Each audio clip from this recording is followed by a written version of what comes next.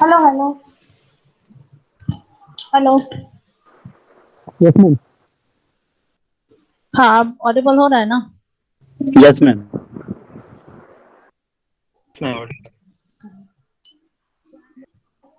ठीक है, आप अटेंडेंस मार्क कर दो तो 2 मिनट में।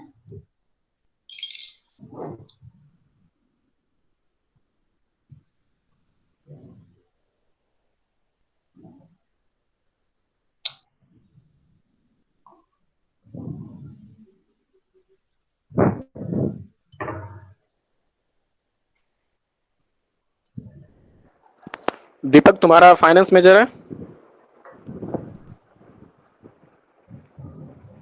नहीं। तो तुम इस क्लास को लेफ्ट कर दो, मार्केटिंग वाले ज्वाइन कर लो। तो मार्केटिंग मेजर है ना तुम्हारा? हाँ। मार्केटिंग वाला क्लास ज्वाइन करो, छूट रहा होगा तुम्हारा।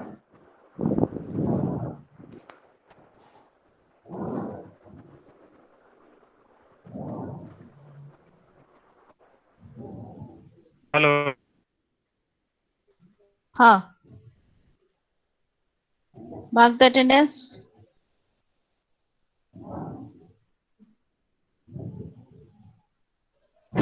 Screen is visible. I will not take quiz today, right? No ma'am. हाँ, और स्टडी मटेरियल सबको मिल गया था? Classroom you have joined everyone? Yes ma'am. Yes ma'am. ठीक है, उसमें मैंने कल का रिकॉर्डिंग भी डाल दिया है और पीपीटी भी डाल दिया है। जो लोग नहीं यस। ज्वाइन किए हो प्लीज ज्वाइन पॉजिटिवली, क्योंकि सारा चीज मैं वहीं पे शेयर करूंगी। ठीक है? Okay ma'am. इवन तुम लोग का प्रेजेंटेशन का भी क्या करना है, एसटीपी वगैरह जो भी देना है, आई विल पोस्ट देयर, इसीलिए वहीं पे ज्वाइन कर लो।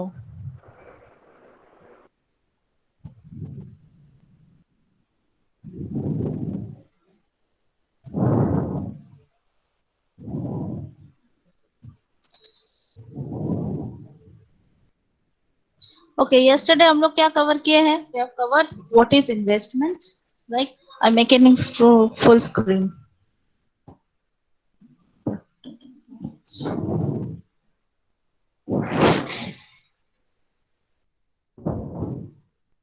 Yesterday we have covered what is investment. We have seen that it is just a process of sacrificing something for the prospect of getting something later. Okay?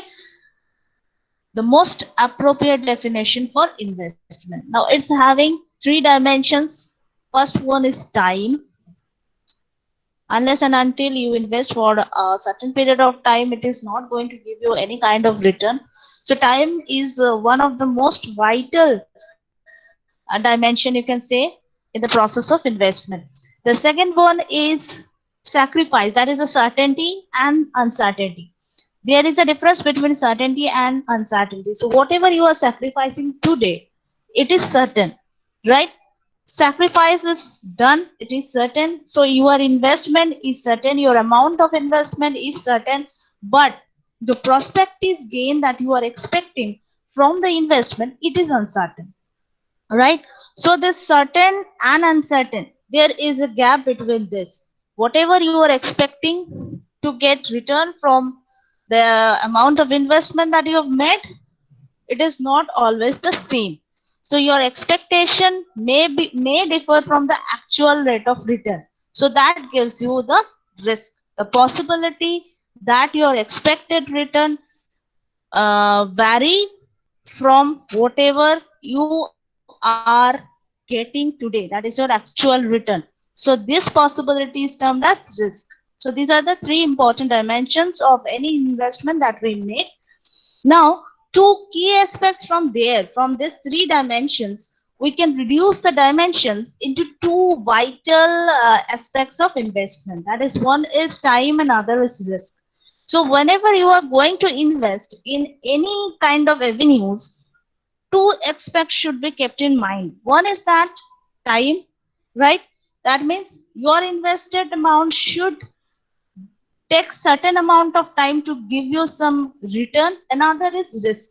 You have to bear some kind of risk in order to get some good amount of return from your investment. So these 2 key aspects should always be kept in mind while making any kind of investment decisions. Then this we have not done. We have gone directly to this investment objectives, right?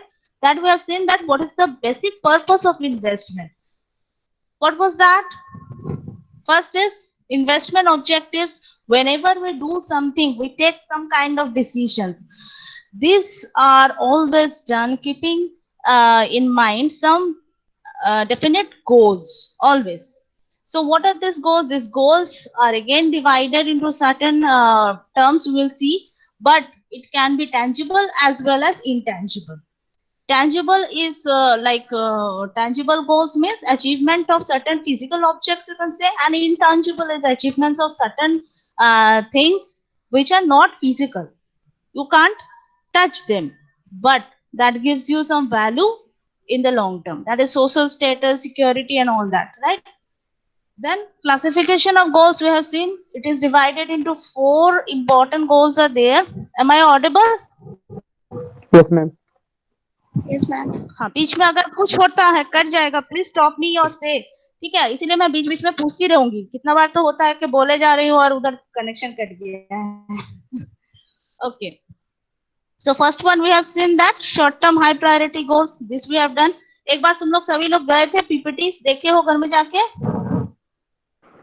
Yes ma'am. ठीक है, साथ साथ में देखते रहो, because take care that is online classes, इसीलिए धीरे धीरे कर रहे हैं हम लोग, टॉपिक्स धीरे धीरे कवर करेंगे, और एवरीडे जो भी हो रहा है तुम लोग पढ़ लो, और next day come and ask me any kind of doubts if you are having. Next we have seen that is a long term high priority goals, जो कि लंबे टाइम के लिए होता है, but they are having a high priority goal in the mindset of the investor. Then low priority goals that we also have seen. Certain goals are also there that we prefer to get them fulfilled, but they are not of very, priority in our mindset. Then entrepreneurial or money making goals, that is to maximize the wealth in a very short period of time, on which we do not rely on conventional saving and investing approach. It is a different kind of approach. This we have seen, right? Now, classification. Today's topic we are going to cover is investment opportunities. Okay. Now, today I will just discuss a little bit about the different opportunities where you can invest as an investor. This topic is very important because I am going to give you a presentation on this one, right? So what you will do is, you will then just divide yourself into groups. 4 people I think is sufficient in a group. We are having a total of I think 19 students are there in minor yes, major finance, right? 19 students you are there. 18. 18 Yes, ma'am. total. I will check it. I think it was 19. Okay, so you divide yourself into 3 to 4 members in each group. Okay, let me know about that. Group 1 and group 2, like that. I want a CR also to be appointed, 1 or 2 CR in the finance Akash, specialization. Ma'am, Akash Anand is our CR in finance. Yes, sir. Yes, ma'am. Akash Anand. Okay. Anyone from the girls also? So that if Akash is someday he's absent, any other person can? Anyone? Voluntary, you can come up. Sweta Bharti? No, ma'am, clear और majority is Akash Anand को. आकाश आनंद तो रहेंगे ही. Akash will be there, as well as I want another girl from the girl side, so that when your classes will be starting offline, it can be that he is not present any day, so that's why, to assist Akash. Okay, girls, nobody is interested. Niharika, राखी, श्रेया, कोई नहीं. Ma'am Niharika ma'am.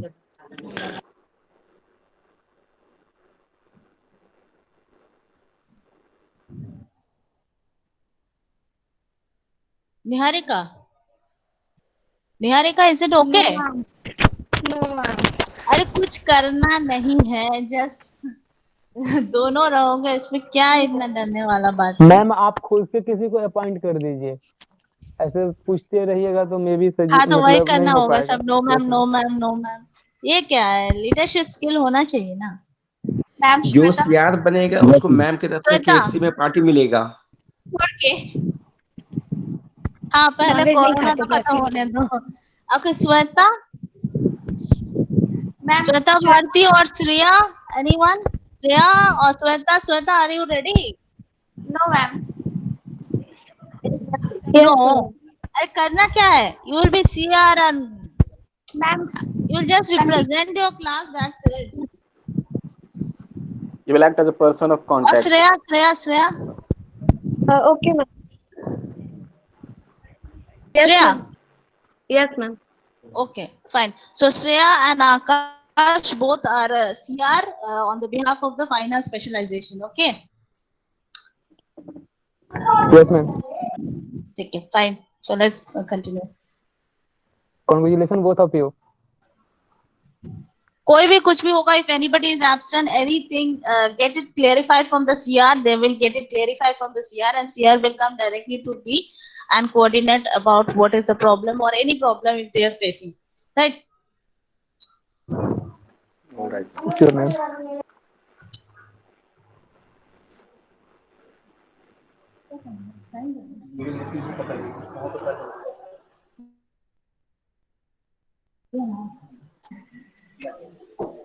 So today we are Hello. going to talk about the different opportunities. Yes, am I audible? Hello Audible? Ma'am. Yes, हाँ ma'am. हाँ। Yes ma'am. Hello ma'am, जो आपने PPT share किए हैं classroom में, download नहीं हो रहा। होगा होगा, नहीं हो हो रहा सकता है। मैम, हम बहुत चेक किए मैम, सिर्फ ऑनलाइन ही खुल रहा है। अमित हो जाएगा, टेंशन मत लो, हम बता देंगे। हो जाएगा, take the help from your classmates. Okay ma'am. हो सकता है तुम सही जगह पे उसको नहीं ये कर रहे हो, दैट्स व्हाई। वो ड्राइव में ओपन करना पड़ता है, फिर वहां से डाउनलोड हो जाता है। हाँ गूगल ड्राइव में यस, कर रहे हैं मैम, बट पीसी से डाउनलोड नहीं हो रहा। मोबाइल में तो हो जा रहा है मैम। अच्छा अच्छा, मैं एक ड्राइव क्रिएट करके लिंक शेयर कर दूंगा, वहां से सब कुछ डाउनलोड कर पाओगे तुम। बाद में लाओ तो, बाद में लाओ तो हम कब से देख लेंगे। अब तो क्लास चल रहा है ना, डिस्टर्ब हो रहा है, तो हम पढ़े ही नहीं हो तो।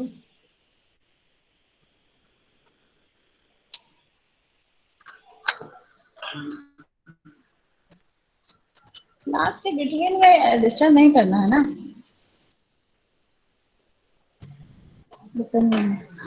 ठीक है। So you are going to prepare a presentation group wise about the different investment opportunities that are available for an investor, that is Indian investor you can say. अगर कोई भी इंडियन इन्वेस्टर चाहे कि इन्वेस्ट करना है तो उसके पास क्या क्या अपॉर्चुनिटीज अवेलेबल है, this will be the heading of your presentation. Right, अभी मैं वर्बली बोल दे रही हूँ, I will post this in your classroom. एक बार मैं डिस्कस भी कर लेती हूँ। कोई अच्छा इसके बारे में, I think you you all have better some knowledges about this. बोलो कुछ, कोई कोई करके। Suppose you are an investor, assuming that you are an individual investor and you want to invest in India. Yes, Amit, bolo. If you are an investor, then what are the important avenues that you prefer to invest?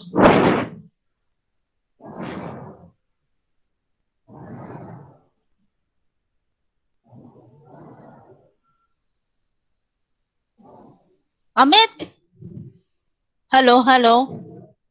Hello yes ma'am. हाँ सुनाई दे रहा है ना? Hello सुनाई दे रहा है ना? Yes ma'am. अच्छा बताओ, यस मैम। सपोज तुमको कुछ पैसा दे दिया गया है, I have given you 10 lakhs of rupees, right? या 1 crore ही सोच लो। Yes ma'am. तो तुम कहाँ कहाँ इन्वेस्ट करना चाहोगे? Let me get the answer from all of you, right? Then I will discuss. More than one company ma'am. Ma'am जहाँ ma'am future work में जैसे एफडी मतलब म्यूचुअल फंड हो गया मैम, चिट फंड हो गया। अच्छा, अमित इज सेइंग दैट एक सेकंड यस मैम, धीरे धीरे म्यूचुअल करोगे, कुछ पैसा म्यूचुअल फंड्स पे करोगे ना, यस ये सारा ही तुम 10 लाख रुपए सारा ही लेके एक जगह पे इन्वेस्ट नहीं करोगे? नहीं मैम, थोड़ा हाँ। थोड़ा मैम, हर चीज, चिट फंड हो गया मैम, म्यूचुअल फंड हो गया, एंड अदरवाइज माइंड से किसी बैंक में हम एफडी भी करा सकते हैं मैम। करा सकते हैं नहीं, तुम कौन सा प्रेफर कर रहे हो ये मैं पूछ रही हूँ। कर सकते हैं तुमको मैम, अलग अलग सपोज, जगहों पर हाँ हम इन्वेस्ट कर सकते हैं, क्या फ्यूचर गोल के लिए मतलब कुछ बेनिफिट हो मैम। अच्छा हो गया तुम्हारा। अच्छा। अच्छा आकाश आनंद, मेरे आकाश को लिए मैंने तो 10 लाख रुपए दिया है, और 10 लाख रुपए में से तुम कहाँ कहाँ इन्वेस्ट करना चाहोगे और क्यों करना चाहोगे? मैं तो स्टॉक्स में इन्वेस्ट करना चाहूंगा मैम, एक डाइवर्सिफाइड पोर्टफोलियो में।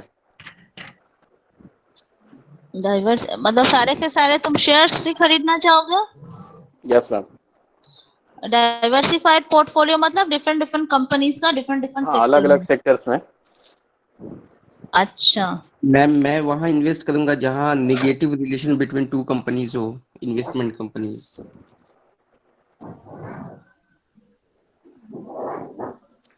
ठीक है, तो वो भी स्टॉक्स में ही जाओगे तुम भी? नो मैम, ये सभी नहीं कही। गोल्ड में जैसे एसबीआई का में जाएंगे, विप्रो जैसे का इस शेयर वगैरह खरीदेंगे, गोल्ड में भी इन्वेस्ट कर सकते हैं। तो ये भी तो मार्केट ही ना हुआ, टोटल मार्केट में इन्वेस्ट करें। नहीं, हाँ कह सकते हैं market, but gold gold investment अलग होता।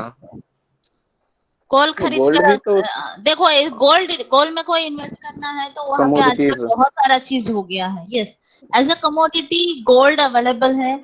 दूसरा एक है कि गोल्ड को भी अभी तो इलेक्ट्रॉनिक फॉर्म में वो आ गया है ना? Gold bond. यस मैम, हाँ गोल्ड बॉन्ड उसमें आ रहा है। तो तुमको ऐसा नेसेसरी नहीं है कि तुम्हारे पास फिजिकल गोल्ड आ जाए और उसको फिर रखने में दिक्कत हो जाता है, सेफ्टी एंड सिक्योरिटी।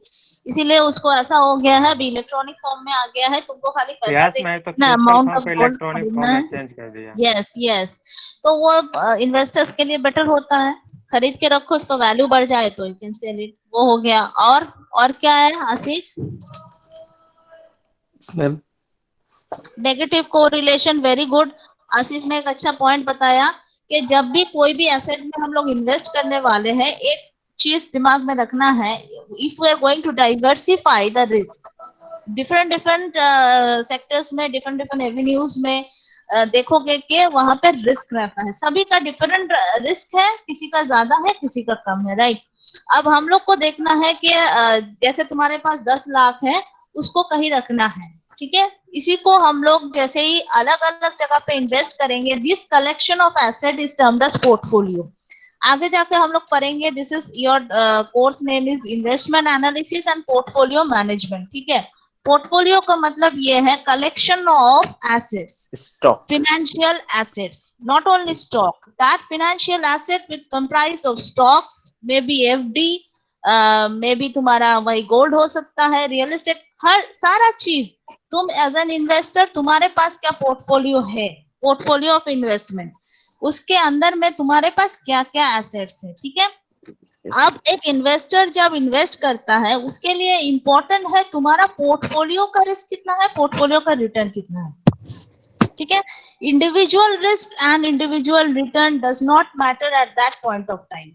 तो ध्यान रखना है तुमको कलेक्टिवली कितना रिस्क हो रहा है, कलेक्टिव रिटर्न तुम्हारा कितना है, ये रखना है। अब if you now want to maximise your portfolio return and minimise your portfolio risk, तो हम लोग को करना ये होगा कि अलग अलग सेक्टर में या अलग अलग एसेट जो भी तुम खरीद रहे हो, they should be negatively correlated.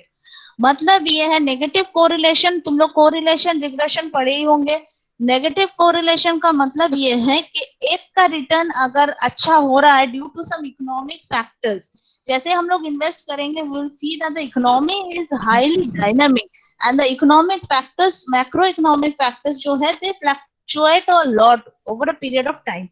तो उसमें ध्यान ये रखना है कि इकोनॉमिक इफेक्ट जो हो रहा है on the different investment avenues, वो नेगेटिव हो, नेगेटिवली कोरिलेटेड हो। मतलब एक सपोज इन्फ्लेशन बढ़ गया, उसका इफेक्ट अगर एक के ऊपर खराब हो रहा है तो ऐसा और एसेट होना चाहिए तुम्हारे पोर्टफोलियो में जिसका इफेक्ट पॉजिटिव हो।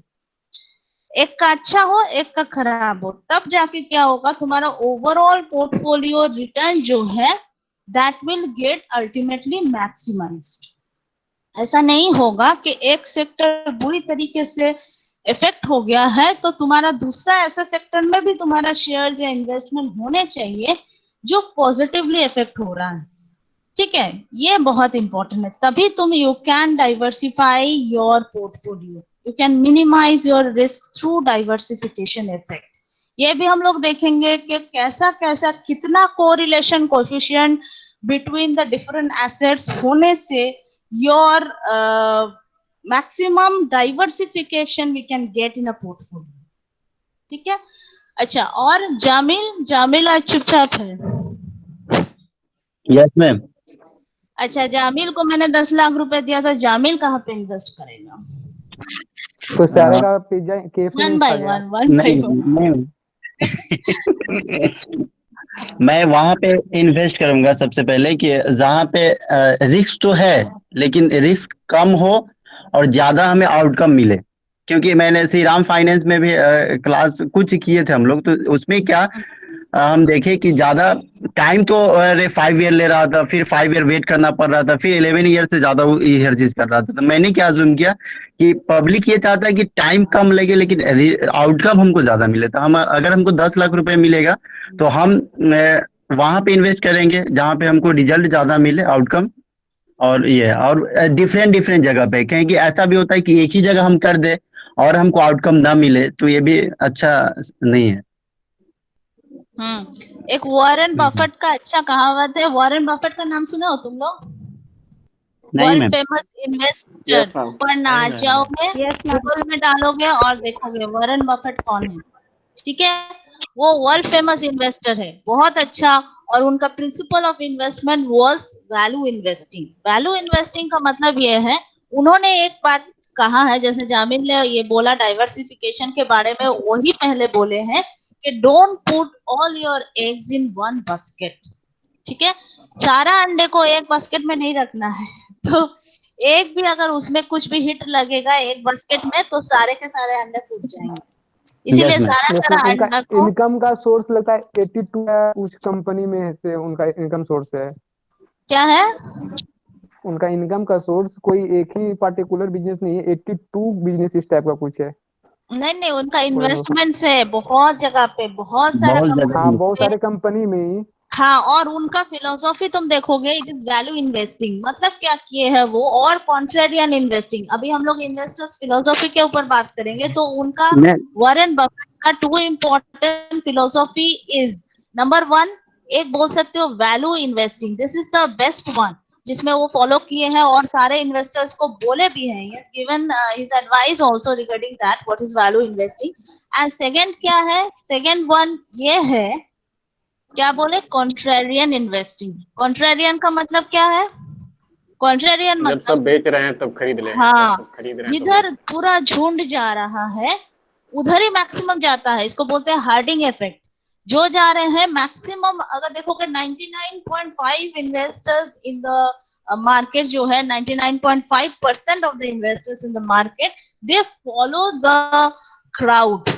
टेंडेंसी हम लोग का ये होता है कि हम लोग क्राउड को फॉलो करते हैं, तो सभी के पीछे पीछे चल जाएंगे, तो this process is actually termed as herding effect. लेकिन उन्होंने बोला कि ये चीज नहीं करना है। अगर जा रहे हैं और if you want to gain a huge amount of return from your investment, तो फिर ऐसा करो कि उसके अगेंस्ट जाना है। सारे लोग जब बेचने लगेंगे तब क्या होगा, बहुत सारा शेयर्स मार्केट में आ जाएंगे, या जो भी कोई भी हो सकता है, लैंड भी हो सकता है बेच रहे हो, या गोल्ड भी बेच।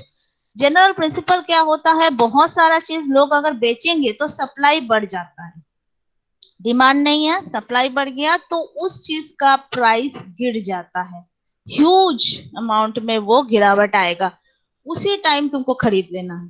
मतलब क्या, क्राउड जब बेच रहे हैं तुम खरीद लो, जब क्राउड खरीद रहे हैं तब तुम बेचो। जब क्राउड सारा खरीद रहे हैं तो क्या होगा, उसका डिमांड बढ़ जाएगा, बहुत डिमांड बढ़ जाएगा। तो बहुत डिमांड अगर बढ़ गया उस टाइम क्या होगा, प्राइसेस विल बी हाई। तो प्राइस अगर हाई है तो तुम बेचो, अगर तुम्हारे पास है भी नहीं तब भी तुम उसको बेच सकते हो। I will tell you technically कैसे वो होता है, कैसे बेच सकते हो। मार्जिन सेल उसको बोलते हैं। तुम्हारे पास नहीं है, then also you can sell your asset.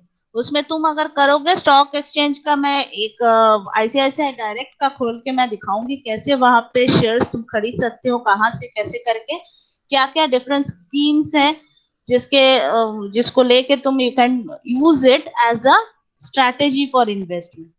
ठीक है, तो उसमें मार्जिन सेल बोलते हैं। मार्जिन सेल मतलब तुम्हारे पास शेयर नहीं है, लेकिन अगर तुम मार्जिन सेल करोगे तो सपोज आईसीआईसीआई डायरेक्ट जो है वो क्या करेंगे, वो एक ब्रोकर है, वो शेयर तुम्हारे लिए खरीद के उनके पास होगा, वो रखे हुए हैं, तुम सेल करोगे, दैट आईसीआईसीआई डायरेक्ट और एनी अदर ब्रोकर, जीरोधा और बहुत सारा है, वो लोग उसको बेचेंगे ऑन बिहाफ ऑफ यू।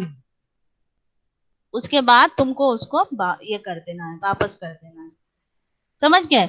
सो ये मैं दिखाऊंगी कैसे होता है मार्जिन सेल और मार्जिन बाय। मार्जिन बाय मतलब पैसा तुम्हारे पास नहीं है, तो ब्रोकर तुम्हारे बिहाफ में पैसा देंगे तो तुम खरीद सकते हो, मतलब उधार में खरीदना जिसको बोलते हैं, बाद में तुम पैसा दे दो।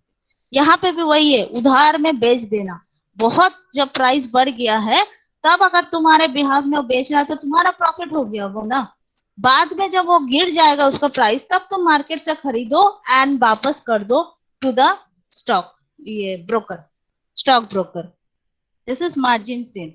तो ये कॉन्ट्रारियन फिलोसॉफी जो है, ये this was the second one which was followed by Warren Buffett. और value investing is the important one. Value investing क्या बोल रहे हैं, वैल्यू इन्वेस्टिंग का मतलब दोनों एक दूसरे से कनेक्टेड है। वैल्यू इन्वेस्टिंग मतलब जब भी तुम कोई कंपनी का प्राइस खरीदना है, जब वो एकदम बहुत गिर जाए, बहुत गिर जाएगा, इंट्रिंसिक वैल्यू ये सब हम लोग देखेंगे, बहुत गिर जाएगा, उस टाइम उसको खरीदना है। सो दैट जब मार्केट अच्छा परफॉर्म करेगा, अप जाएगा, उस time you can cell that. ये इनफैक्ट वॉरेन बफेट को सेल भी नहीं करते, क्या किए हैं, बहुत सारा कंपनीज है उनके पोर्टफोलियो में जो जिसका प्राइसेस एकदम कम हो गया था। और maximum time you will see, अगर वॉरेन बफेट का केस स्टडी जो है उसको तुम पढ़ोगे, उसका बायोग्राफी जो है वो भी पढ़ोगे, तो उसमें तुमको मालूम चलेगा कि मैक्सिमम पोर्टफोलियो का कंपनीज जो है वो खरीदे हैं जब स्टॉक मार्केट क्रैश किया था। क्रैश करने से एकदम उसका प्राइस जो है एकदम कम हो गया। मोस्ट ऑफ द पीपल डर के मारे उसको छोड़ दिए, कोई इन्वेस्ट नहीं कर रहा था। He was the only one जो कॉन्फिडेंटली उसको खरीदे, जब उसको लगा कि हाँ उस कंपनी का प्रोस्पेक्ट अच्छा है, अभी इकोनॉमिक कंडीशन की वजह से ऐसा हुआ है, तो उन्होंने वो सारा शेयर्स खरीदे। और एक दो थाउजेंड में नहीं, बहुत सारा, 10 लाख के ऊपर है उनका। किसी किसी कंपनी में even 32% he is holding in that company. धीरे धीरे वो खरीदते गए। तो ऐसे कर करके उनका अभी मार्केट वैल्यू जो है वॉरेन बफेट का करोड्स में है, बिलियंस में। ठीक है, और कौन है, गोपाल।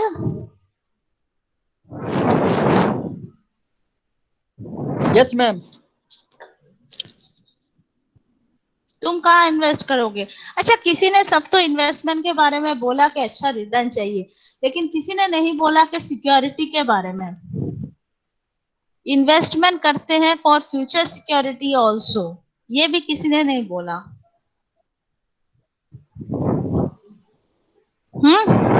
बट मैम, जब हम लोग हैरी मार्कविट्स का थ्योरी पढ़ेंगे तो उसमें तो सारा चीज कवर हो जाता है।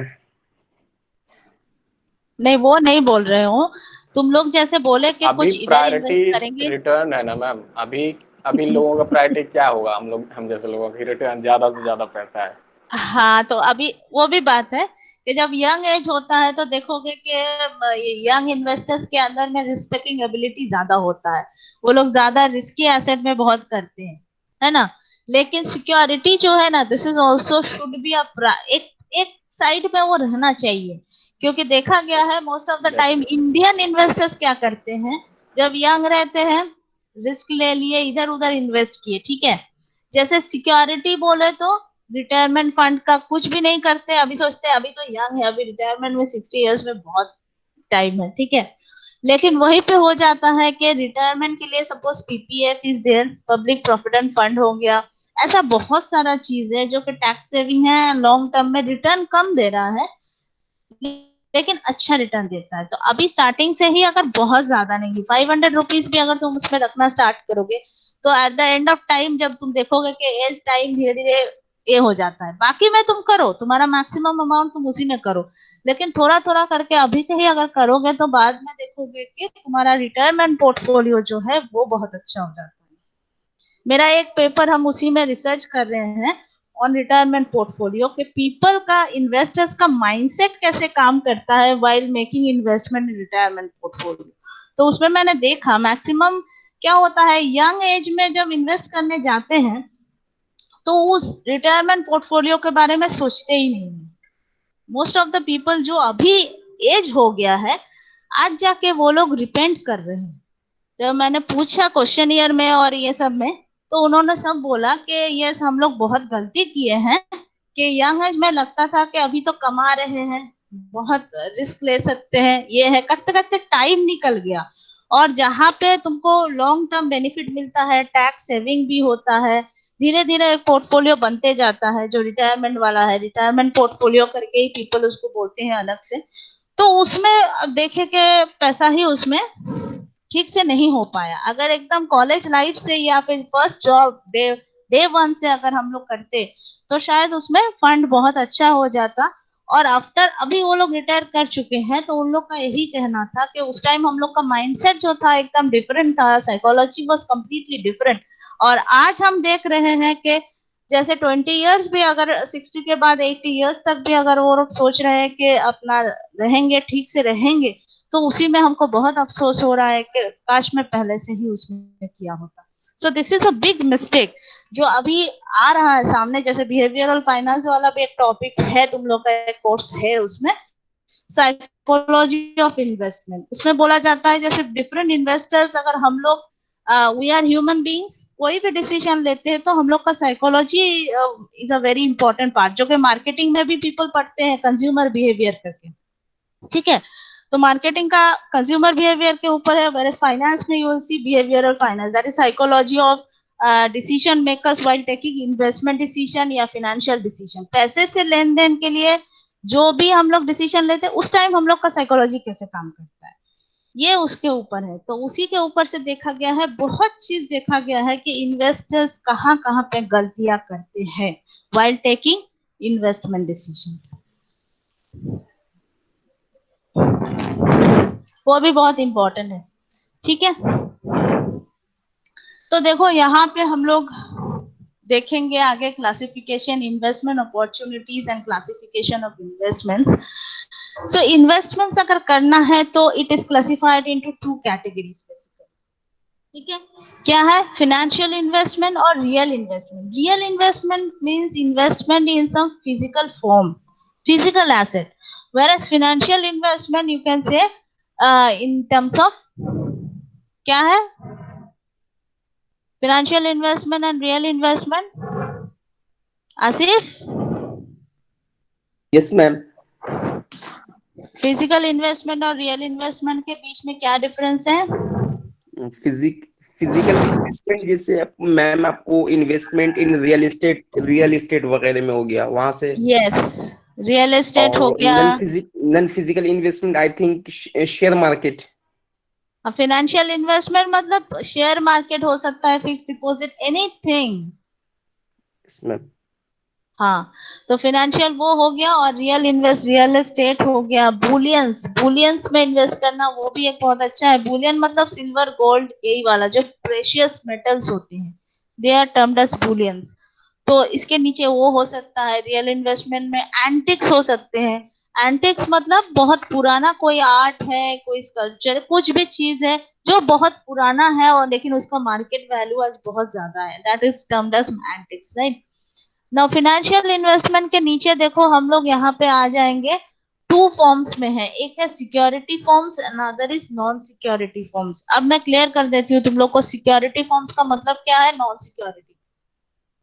देखो सिक्योरिटी फॉर्म्स का मतलब ये है वो इन्वेस्टमेंट जहां पे ownership is transferable, ownership is transferable, whereas non-security means ownership is non-transferable. मतलब क्या है, सिक्योरिटी फॉर्म्स में क्या क्या आ जा सकते हैं, बॉन्ड्स, शेयर्स, ये सारा, जहां पे जिसका ट्रेडिंग तुम कर सकते हो। मतलब आज तुम्हारे पास है, तुम दूसरे को बेच सकते हो, और बेचने से क्या होगा, ओनरशिप ट्रांसफर हो जाएगा। तुम पहले ओनर थे, किसी को बेच दिए, तो वो फिर ओनर बन गए। ठीक है, क्लियर है? This is security forms of investment.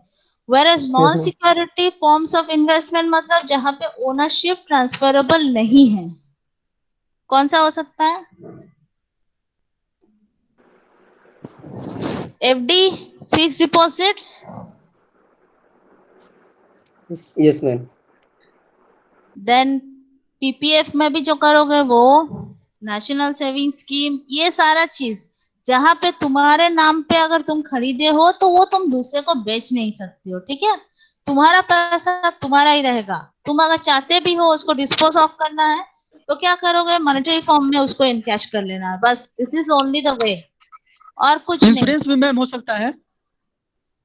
Insurance में वो ये पार्शियली हो सकता है। देखो, पूरा ऐसे नहीं, पार्शियली कैसे होता है, जैसे मोटर हो गया, व्हीकल्स में, व्हीकल्स अगर तुम बेच दिए हो तो उसको तुमको इंश्योरेंस कंपनी को इन्फॉर्म करना पड़ेगा कि ये कोई गाड़ी तुम्हारा था, तुमने किसी को बेच दिया, और तुम वो गाड़ी के नाम पे इंश्योरेंस मतलब तुम्हारे नाम पे है एज अ ओनर, है ना। तो अगर तुम मोटर किसी को बेच दिए हो तो उसको कंपनी को बोल के फिर उस ओनरशिप का ट्रांसफर होता है in the name of the new owner, क्योंकि वो मोटर से रिलेटेड है। यस।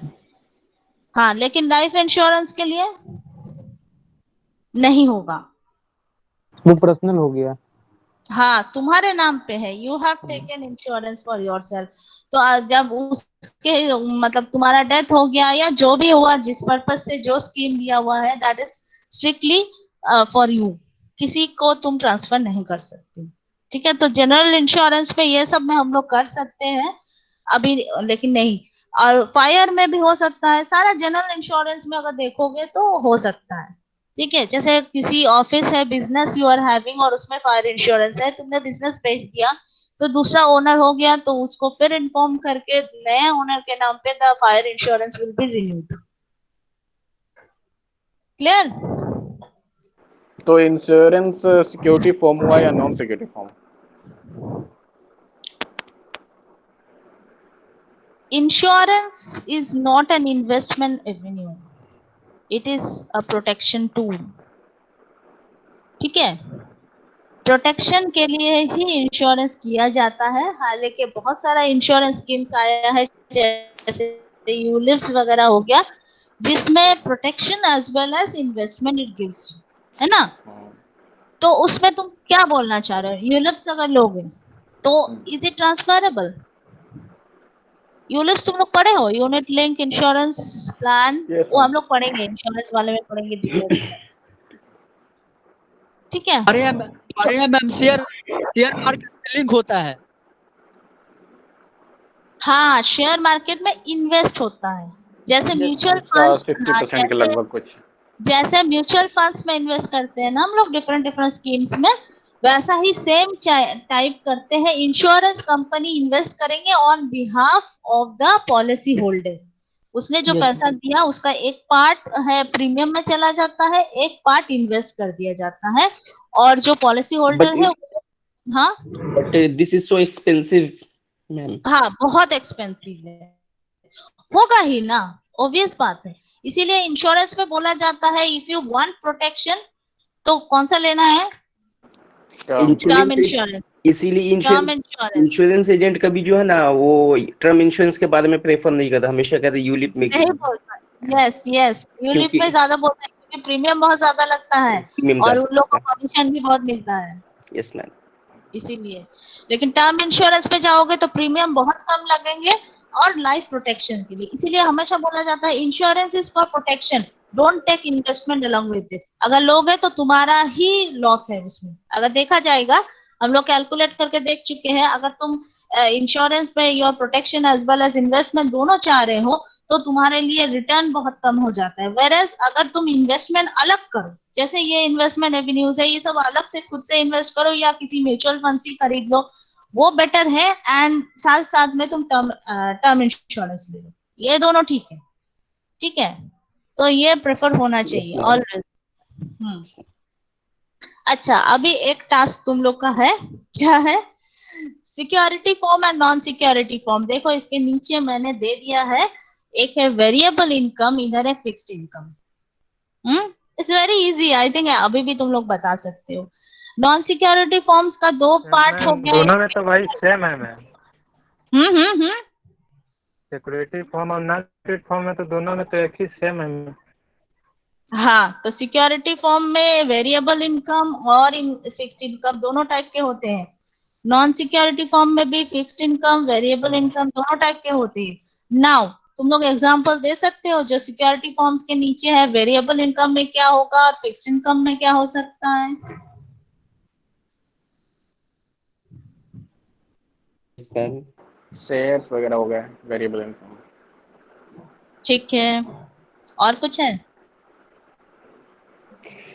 बॉन्ड वगैरह, बॉन्ड में इन्वेस्ट करेंगे तो मैम वहां से फिक्स्ड इनकम आएगा। Ma'am Yes. कमीशन और इंटरेस्ट तो वेरिएबल इनकम में आएगा ना? कौन सा?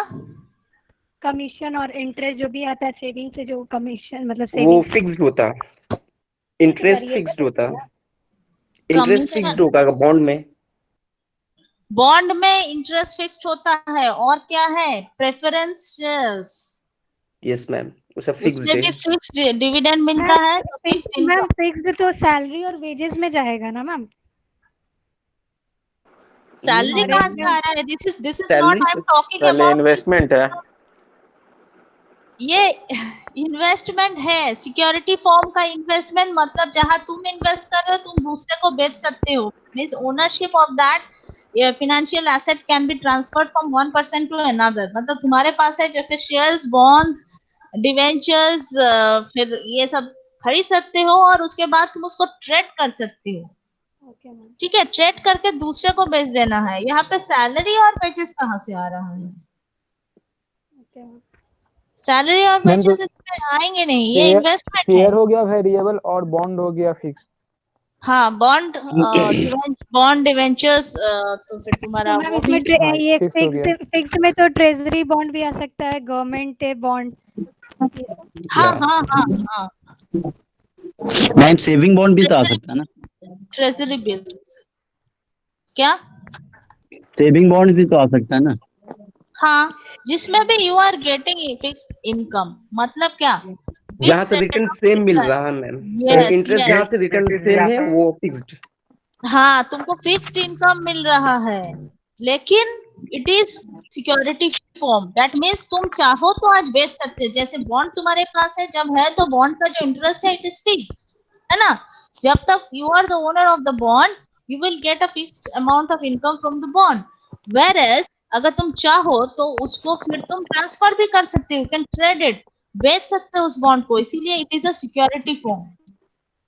वेरएज नॉन सिक्योरिटी फॉर्म में क्या क्या हो सकता है? नॉन सिक्योरिटी फिक्स्ड इनकम और वेरिएबल इनकम। ठीक है, ये तुम लोग के लिए होमवर्क है, go home and think about it, कल पूछेंगे। ठीक है, ओके मैम। एक बार Okay, फिर से अटेंडेंस मार्क कर दो प्लीज, किसी का अगर छूट गया है। और मैम आज के 100% अटेंडेंस का दिन है कोई। मैम आज IRM का क्लास नहीं है। नहीं, आज तो IRM का नहीं है। रूटीन तुम लोग को मिल गया है ना? मैम उसमें कुछ समझ Yes, में नहीं ma'am, आता है, बहुत मिल गया टफ है। लिखा हुआ है। हाँ, क्या है? मेरे को समझ में नहीं आया कि किस दिन क्या है, वो कुछ टफ हो गया है। हम भेज देगा आशुतोष, मैंने बनाया चार्ट पे, मैंने बनाया, भेज देंगे। अच्छा।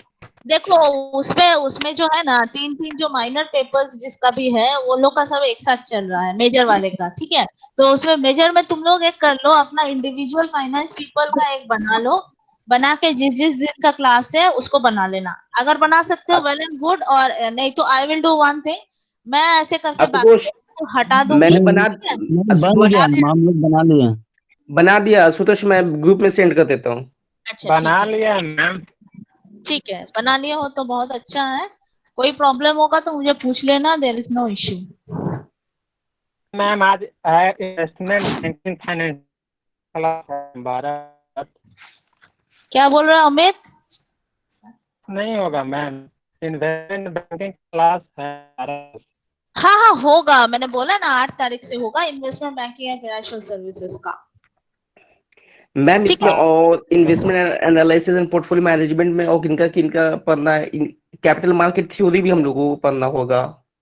हाँ हाँ सब पढ़ेंगे, कैसे करके शेयर इन्वेस्ट करना है तो किस तरीके से करना है, क्या करना है, वो सारा चीज हम लोग पढ़ेंगे। ठीक है, चलो अब भाई, अब एंड हो गया है, नेक्स्ट क्लास का भी टाइम हो रहा है। ठीक है मैम तो मैम हाँ हाँ अरे हम लोगों को अपने होगा फ्रेशर मैम, से इंट्रोड्यूस नहीं कराया गया, क्या बात है?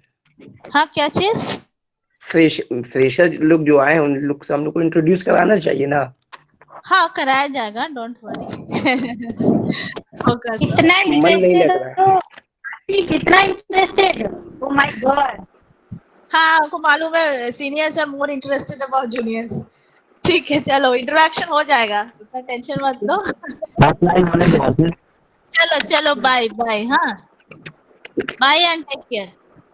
बाय। Bye ma'am.